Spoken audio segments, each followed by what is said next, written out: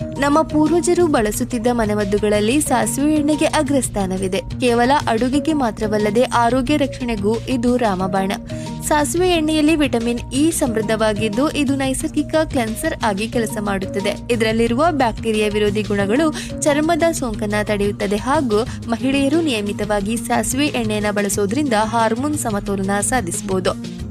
ಸಾಸಿವೆ ಎಣ್ಣೆಯು ನೈಸರ್ಗಿಕವಾಗಿ ಉಷ್ಣ ಗುಣಗಳನ್ನು ಹೊಂದಿದ್ದು ಇದು ವಾತದೋಷವನ್ನು ಸಮತೋಲನಗೊಳಿಸಲು ಸಹಕಾರಿ.